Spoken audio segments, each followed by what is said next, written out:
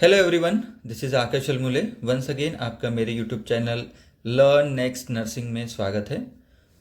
आज का टॉपिक बहुत ही इंपॉर्टेंट होने वाला है, जो कि हम लेने वाले हैं। कौन सा टॉपिक लेने वाले हैं? MCQs on science and symptoms, यानी साइन एंड सिम्टम्स से रिलेटेड बहुत सारे एमसीक्यू हम यहाँ पे डिस्कस करेंगे। तो चलिए, सबसे पहले तो मैं आपको रिक्वेस्ट करूँगा, अगर आप मेरे चैनल पर नए हो तो सबसे पहले तो आप चैनल को सब्सक्राइब कर लीजिए, प्लस ही उसके बाजू में जो नोटिफिकेशन का जो आइकॉन है, बेल आइकॉन, उसको भी दबा दीजिए। यानी जो भी मैं नए वीडियो बनाऊंगा उसके नोटिफिकेशन आपको तुरंत मिलेंगे और आप तुरंत मेरा वीडियो देख पाओगे। ठीक है, चलिए तो हम शुरुआत करते हैं। तो पहला एमसीक्यू क्या रहेगा, देखते हैं। पहला एमसीक्यू है question number 1। Tremors, rigidity, bradykinesia are the triad symptoms of. तो यहाँ पे ट्रिमर्स, रिजिडिटी, ब्रैडिकाइनेसिया, ये 3 कार्डिनल फीचर्स उन्होंने बताया है। ये 3 कार्डिनल फीचर्स, ठीक है, वो कौन से डिसीज के रहेंगे? यहाँ पे सबसे पहला मेनिंजाइटिस लिखा है, पार्किंसोनिज्म दूसरा, तीसरा एंसेफेलाइटिस एंड चौथा सीवीए। तो यहाँ का इसका सीधा और राइट आंसर क्या रहेगा? पार्किंसोनिज्म। यहाँ पे देखेंगे, यहाँ पे ट्रिमर्स, रिजिडिटी, यहाँ पे tremors, rigidity and bradykinesia, these are the 3 cardinal features. Okay, tremors क्या होता है? पिल रोलिंग। रिजिडिटी क्या होता है? स्टिफनेस। ब्रैडिकाइनेसिया क्या होता है? Abnormal slow movement. ओके, तो ये तीनों के तीनों 3 जो कार्डिनल फीचर्स है, ये है पार्किंसोनिज्म के। इसमें पार्किंसोनिज्म में और क्या होता है? मास्क लाइक फेस रहता है, ड्रूलिंग रहता है, शफलिंग गेट रहता है। तो यहाँ पे हम पार्किंसोनिज्म के बारे में भी थोड़ा जान लेंगे। पार्किंसोनिज्म डिसीज ये क्या है? It's caused by loss of nerve cells in the part of brain called as a substantia nigra. यानी जो सब्सटेंशिया नाइग्रा जो नर्व सेल है, okay, loss of nerve cells in the part of brain called as substantia nigra. Okay, this nerve cells responsible, ये जो substantia nigra जो रहता है वो क्यों काय के लिए रिस्पॉन्सिबल रहता है? For the production of dopamine. Okay, and due to dopamine deficiency parkinsonism होता है दोस्तों। ठीक है, तो इसका आंसर क्या रहेगा? पार्किंसोनिज्म। देन नेक्स्ट क्वेश्चन है, bull neck are seen in. अब देखिए, यहाँ पे बुल नेक कौन से डिसीज में दिखता है? सबसे पहला टेटनस दिया है, दूसरा मिजल्स दिया है, तीसरा चिकन पॉक्स लिखा है और फोर्थ है डिप्थेरिया। तो इसका आंसर है डिप्थेरिया। अब देखते हैं तो डिप्थेरिया कैसे इसका आंसर हो सकता है। देखो, टेटनस जो है, टेटनस ये क्लोस्ट्रीडियम टिटनी नाम के इससे होता है, बैक्टीरिया से होता है। ठीक है, इसका सिम्टम्स, मेन सिम्टम्स क्या रहता है? Lock jaw. Okay, measles, measles क्या है? मिजल्स में क्या होता है? यहाँ पे हाई फीवर रहता है और कफ रहता है, रनी नोज रहता है, वाटरी आई रहता है एंड द इन्फ्लाम्ड आई रहता है। चिकन पॉक्स जो रहता है वेरिसिला ज़ुस्टर वायरस से होता है। यहाँ पे इची रेड रैश रहता है एंड जो ब्लिस्टर्स फॉर्म होते हैं एंड फीवर रहता है। बट जो डिप्थेरिया है, इसमें क्या होता है? ये diphtheria caused by infection Corynebacterium diphtheriae. Okay, और इसमें क्या होता है? सर्वाइकल एडिमा रहता है, सर्वाइकल एडिमा, सर्वाइकल लिम्फेडिनोपैथी रहती है।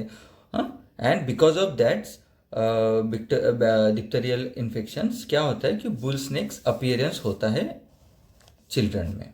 Okay, so the right answer is diphtheria. Next है tetanus occurring generally during the 2 weeks of life of childrens is called. तो इसका राइट आंसर क्या रहेगा? न्यूनेटल रहेगा। तो देखते हैं, सबसे पहले तो the first 4 week of life को उसको क्या बोलते हैं? बच्चे के फर्स्ट 4 weeks ऑफ लाइफ को, जो दैट इज 28 days के पीरियड को न्यूनेटल पीरियड बोला जाता है। एंड फर्स्ट 0 to 7 days को क्या बोलेंगे? क्या बोलेंगे इसको? न्यूबॉर्न बोलेंगे। फर्स्ट 7 days को न्यूबॉर्न बोलेंगे। First 28 days, that is first 4 weeks, 28 days को न्यूनेटल पीरियड बोलेंगे। फर्स्ट ईयर्स ऑफ लाइफ को क्या बोलेंगे? इन्फेंट पीरियड बोलेंगे। देन 1 to 3 years के पीरियड को क्या बोलेंगे? टॉडलर बोलेंगे। देन 3 to 6 years को प्री स्कूल और अर्ली चाइल्डहुड पीरियड बोलेंगे। एंड बाकी का जो रहेगा 6 to 10 years का और 6 to 12 years का जो पीरियड रहेगा, that is school age period. तो यहाँ पे सीधा सीधा आंसर क्या रहेगा? न्यूनेटल, क्योंकि यहाँ पे क्या बोला है? फर्स्ट 2 weeks ऑफ लाइफ बोला है। तो अपन पहले जो 4 weeks है उसको न्यूनेटल पीरियड बोला जाता है। तो न्यूनेटल इसका आंसर रहेगा। नेक्स्ट है fourth, Swelling of the salivary gland, mostly parotid glands are seen following infectious disease. अब यहाँ पे parotid gland का जो infection and the swelling वो किस में दिखता है? Mostly मम्स में दिखता है. बाकी की जो ऑप्शन है मीजल, जर्मन मीजल, चिकन पॉक्स में नहीं दिखता है. तो इसका आंसर देखेंगे. जो मम्स होता है वो क्या होता है? Mumps caused by the virus. और उसका नाम क्या है? From the family of paramyxo virus. Paramyxo virus के जो फैमिली है उससे क्या होता है? मम्स होता है. And this virus affect the salivary producing glands, that is parotid gland. Okay, so जो पैरोटिड ग्लैंड है उनको वहां पे स्वेलिंग आ जाता है दोस्तों. ठीक है, तो इसका आंसर सही क्या रहेगा? मम्स. नेक्स्ट है question 5, Kernig sign. Kernig sign is seen in the Kernig sign and Brudzinski's sign. Brudzinski's sign, ये दो मेन फीचर्स है काय के? कौन से डिसऑर्डर्स के? मेनिंजाइटिस डिसीज के. तो यहाँ पे देखते हैं कर्निंग साइन क्या होता है. इसका राइट आंसर क्या है? मेनिंजाइटिस. ओके, तो कर्निंग साइन होता क्या है? जो कर्निंग साइन है ये बेसिकली फिजिकल एग्जामिनेशन का पार्ट है. फिजिकल जब सर्जन या जो मेडिकल ऑफिसर फिजिकल एग्जामिनेशन करेगा तो वो क्यों करता है? जो मेनिंजियल इरिटेशन चेक करने के लिए ये कर्निंग साइन जो फिजिकल एग्जामिनेशन करते हैं उसमें हमको देखना पड़ता है कर्निंग साइन पॉजिटिव है या निगेटिव है. तो वो कैसे होता है? मोस्टली इसमें क्या होता है? The test involves flexing the thigh at the hip and the knees at the 90 degrees angle. Okay, जो हिप रहते हैं, जो थाई रहता है उसको 90 डिग्री में ऐसे फ्लेक्स किया जाता है. एंड आफ्टर दैट क्या किया जाता है? उसको सब्सिक्वेंट एक्सटेंशन करने के लिए पेशेंट को बोला जाता है. But at the time of subsequent extension अगर वो रेजिस्ट होता है या प्रॉपरली या पेन होता है पेशेंट को या रेजिस्ट होता है, so that means Kernig sign ये पॉजिटिव है पेशेंट में. तो इसका राइट आंसर है मेनिंजाइटिस. अब यहाँ पे हम देखेंगे ब्रुडजुनकिस साइंस भी क्या होता है. ब्रुडजुनकिस जो साइन होता है ये भी मेन फीचर्स साइन हमको चेक करना पड़ता है मेनिंजाइटिस में. अब कभी कभी कर्निंग साइन का एमसीक्यू आएगा, कभी कभी ब्रुडजुनकिस साइन का भी एमसीक्यू आ सकता है. तो ब्रुडजुनकिस साइन क्या होता है वो भी हम देखेंगे. यहाँ पे क्या होता है? सीवियर नेक स्टिफनेस होता है. Okay, causes a patient hip and the knees to flex when the neck is flex. अब पेशेंट को जब नेक फ्लेक्स करने के लिए बोला जाता है एट द टाइम उसका नी भी फ्लेक्स होता है एंड द नेक भी फ्लेक्स होता है, तो वो साइन पॉजिटिव आता है ब्रुडजिनकिस साइन उस टाइम पे. ठीक है, तो ये हो गया ब्रुडजिनकिस साइन के बारे में. नेक्स्ट है गाउट कौन सा डिसऑर्डर है? Gout is a disorder of. सभी ने बीएससी नर्सिंग की है. BSc nursing third year, second year, third year में आपने मेडिकल सर्जिकल पढ़ा है. तो उसमें gout is a uric acid metabolism disorder. इसको गाउटी आर्थराइटिस भी बोला जाता है, that is joint pain. Typically कहाँ पे होता है गाउटी आर्थराइटिस? पहला सिम्टम्स कहाँ पे दिखता है?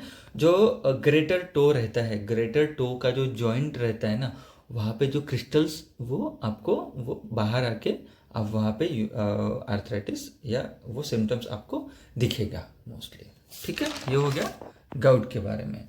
नेक्स्ट है हॉर्सनेस ऑफ वॉइस अकर्स. अब हॉर्सनेस ऑफ वॉइस किस में कौन से डिसीज में होता है? सबसे पहले यहाँ पे पल्मोनरी टीबी दिया है, ब्रोंकाइटिस दिया है, then cancer of larynx, cancer of pharynx. अब सीधी बता दूँ, जो फेरिंग्स है फेरिंजाइटिस होता है फेरिंग्स में. ठीक है, तो वो मोस्टली सोर थ्रोट के कारण फेरिंजाइटिस होता है. ठीक है, देन ब्रोंकाइटिस क्या होता है? Inflammation of lining of bronchial tubes. Okay, अब यहाँ पे जो सीए लैरिंग्स है ये आंसर राइट है. अब कैसे हो सकता है सीए लैरिंग्स? अब याद देखिए, most of the sign of laryngitis, और जब लैरिंजाइटिस जो लैरिंग्स पे अगर स्वेलिंग आ जाती है, ठीक है, जो कि लैरिंग्स is a voice box, human का वॉइस बॉक्स है. ठीक है, अगर उसमें स्वेलिंग आ जाती है तो हॉर्सनेस जो वॉइस है वो आती है. तो यहाँ पे CA लैरिंग्स will be the right answer.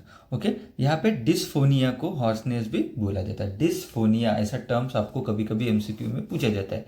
Dysphonia is a hoarseness. Okay, next है question number 8, shiny silver colour skin seen in. अब देखिए, शाइनी सिल्वर कलर स्किन कौन से डिसीज में? यहाँ पे सबसे पहला स्केबिस बोला है, पेम्पिगस वेलगिरस बोला है, स्मॉल पॉक्स बोला है, सोरियासिस. इसका राइट आंसर क्या है? सोरियासिस.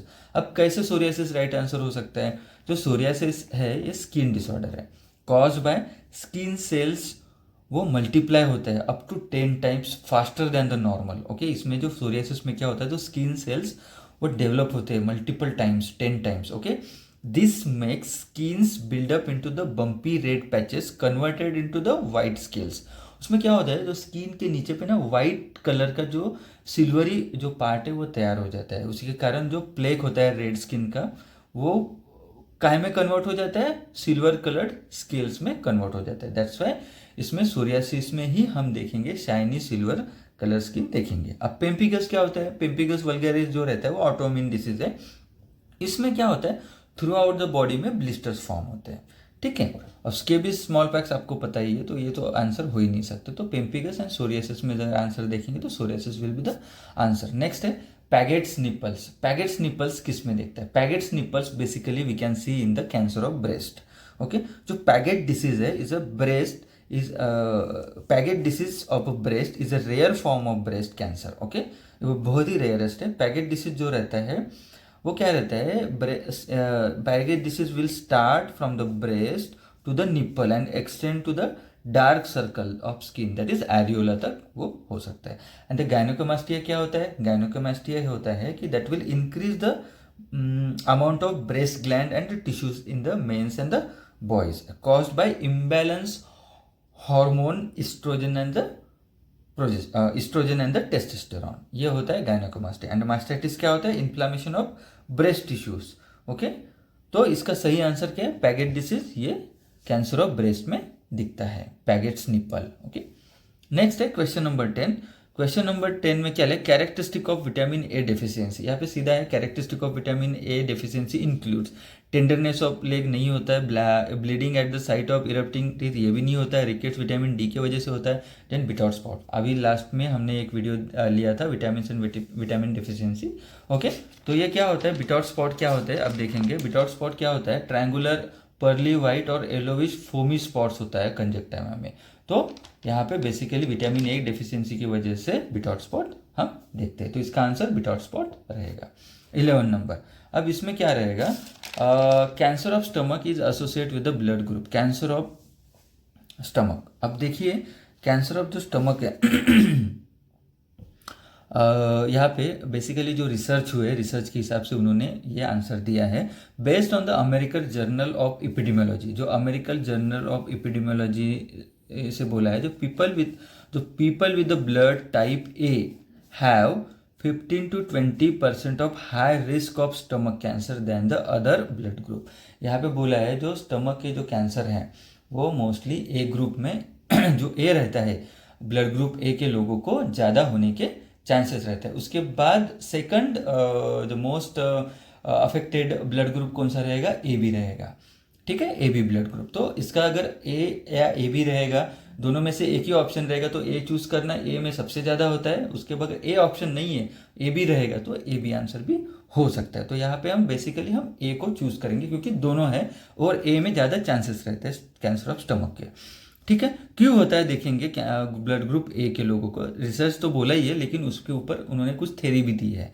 देखिए, the main cause of stomach cancer is Helicobacter pylori. देखिए एच पाइलोरी जो रहता है वो, this bacteria lives in the human stomach, अपने स्टमक में रहता है ह्यूमन के। H pylori lives and grow in the mucus layer of surface of stomach lining. Stomach के जो लाइनिंग्स है, जो म्यूकस लेयर्स रहते हैं उसमें एच पाइलोरी जो बैक्टीरिया वो रहता है। ओके, जो हेलिकोबैक्टर पाइलोरी बैक्टीरिया है दैट विल कॉज वो lesion such as stomach ulcer. Okay, जो एच पाइलोरी जो बैक्टीरिया रहता है वो लीजन फॉर्म करता है, स्टमक अल्सर्स फॉर्म करता है एंड स्टमक कैंसर, क्योंकि people with the group A have poor immune response to the H pylori bacteria, therefore that have this have increase risk of stomach cancer. तो basically सीधा सीधा क्या है, जो blood group A के जो लोग रहते हैं उनका इम्यून रिस्पॉन्स एच पाइलोरी जो बैक्टीरिया उसको क्या रहता है, वो इम्यून रिस्पॉन्स वो कम रहता है, इसी कारण वहाँ पे सबसे ज़्यादा चांस रहता है स्टमक कैंसर के। द नेक्स्ट सवाल है, peptic ulcer is associate with the blood group, that is peptic ulcer and the duodenal ulcer. ये ब्लड ग्रुप ओ वालों को सबसे ज़्यादा होता है according to the this one researchers के हिसाब से। अब क्यों होता है वो देखेंगे। Individuals blood type O have higher susceptibility for the peptic and the duodenal ulcer. Reason क्या होता है? Increased density of colonization of epithelial cells and higher inflammatory responses to the H. pylori. Okay, क्या होता है? ये colonisation की density बढ़ा देता है, ठीक है, जो ब्लड ग्रुप कौन से रहते हैं, जो ओ वाले रहते हैं उन लोगों में, और उसके कारण क्या होता है, इन्फ्लामेशन, जो इन्फ्लामेटरी रिस्पॉन्स बहुत ज़्यादा हो जाता है जब एच पाइलोरिया इन्फेक्ट करता है, तो किनको, जो ब्लड ग्रुप ओ वालों को, and this might contribute for the peptic ulcers and the duodenal ulcers. Okay. Next है, हम देखेंगे question number 13. Acne vulgaris. Acne vulgaris is rare seen in face, back, leg, scalp. देखिए, acne vulgaris हम face में भी देखते हैं, back में भी देखते हैं, स्काल्प में भी देखते हैं, लेकिन लेग में बहुत कम चांसेस होते हैं वो आने के. अब एक्ने क्या होता है? Acne it's inflammatory disorder. क्या होता है? जो पिलोसिबेसियस जो यूनिट रहता है, that means acne it's nothing but pimples, spots, zits. Okay, it's associate with the oil glands and the hair follicle. तो बेसिकली हम लेग पे एक्ने वल्गैरिस नहीं देखते, बहुत कम दिखता है, रेयरेस्ट फॉर्म में. देन क्वेश्चन नंबर 14, उसमें क्या है? The earliest indications of sodium loss. अब earliest indication of sodium loss क्या होता है? इसका सीधा आंसर है अल्टर्ड सेंसोरियम. अब देखते हैं, जो नॉर्मल सोडियम लेवल क्या रहता है ह्यूमन बॉडी में, 135 to 145 milli equivalent per litre. Basically अगर ब्लड में सोडियम लेवल कम हो जाता है, सोडियम लेवल है hyponatraemia, that is sodium level कम हो जाता है, 135 मिली इक्विवेलेंट के नीचे चले जाता है, हाइपोनेट्रीमिया होता है. तो बेसिकली डायरेक्टली जो ब्लड का सोडियम कम होने की वजह से क्या हो जाता है, जो डायरेक्टली मेंटल जो कन्फ्यूजन, लिथार्जी, इसमें ब्रेन पे ज़्यादा, ब्रेन डिसफंक्शन पे ज़्यादा अफेक्ट करता है. अब यहाँ पे हम देखेंगे कि बेसिकली इसमें रोल किसका होता है? वासोप्रेसिन का. वासोप्रेसिन को क्या बोला जाता है? एंटी डाययूरेटिक हार्मोन बोला जाता है. Okay, it's a natural produce, ये नेचुरली प्रोड्यूस होता है, पिट्यूटरी हार्मोन रिलीज करता है. कब कब करता है? Pain, stress, exercise, low blood sugar, heart diseases, thyroid gland, kidney disease, इस टाइम पे क्या होता है? ये वासोप्रेसिन स्टिमुलेट करता है ऐसे डिसऑर्डर्स या ऐसे सिचुएशंस में. उसमें क्या होता है, सडनली जो वासोप्रेसिन का जो ये रहता है वो अल्ट्रेशन हो जाता है किसमें? SIADH, that means syndrome of inappropriate secretion of anti diuretic hormone. ये सच काइंड ऑफ डिसीजेस, उसके कारण क्या हो जाता है? SIDH, जो एंटी डायरेटिक हार्मोन का रिलीज कम ज़्यादा अल्टर्ड हो जाता है, किस टाइम पे ज़्यादा सिक्रेट हो जाता है, किस टाइम पे कम सिक्रेट हो जाता है. उसी के कारण क्या हो जाता है कि सोडियम का लेवल बॉडी में कम हो जाता है अपने ब्लड में, एंड इसके कारण मेंटल कंफ्यूजन वगैरह तो क्या हो जाता है. इसी के कारण सिम्टम्स कैसे? Brain, it's particularly it will stimulate the changes in the sodium level and the blood that takes, that's why the symptoms of brain dysfunction. That means जो बेसिकली ब्लड का अगर सोडियम लेवल कम हो जाता है तो that will alter the sensorium pattern, brain dysfunction, lethargy ये आती है. नेक्स्ट है जिंक डेफिशिएंसी. जिंक डेफिशिएंसी का क्या होता है? Zinc deficiency leads to low testosterone. अब क्या होता है, मोस्टली जो मिनरल्स रहते हैं ना, वो अफेक्ट करते हैं for the production of testis and the production of testosterone. Okay, तो इसका सीधा आंसर है हाइपोगोनाडिज्म. ओके, नेक्स्ट है angular stomatitis is due to deficiency of. अब angular stomatitis vitamin B2 that is riboflavin के डेफिशिएंसी से होता है. चिलोसिस, एंगुलर स्टोमेटाइटिस, ओके, ये सब विटामिन बी डिफिशियंसी की वजह से होता है. सो दोस्तों, अभी हमने यहाँ पे 16 MCQs देखे, उसी के साथ उसके एक्सप्लेनेशन भी देखे. तो मोस्टली मैं आपको यही रिक्वेस्ट करूँगा, अगर मेरा ये वीडियो आपको पसंद आता है तो मेरे वीडियो को लाइक करिए, अपने दोस्तों के साथ मैक्सिमम शेयर करिए, और मेरा चैनल सब्सक्राइब करिए, और सब्सक्राइब के बाजू में जो बेल आइकॉन है उसको दबा दीजिए, यानी आप मेरे सभी वीडियो तुरंत देख पाओगे. दोस्तों, इसी के साथ आपको गुड बाय, जय हिंद.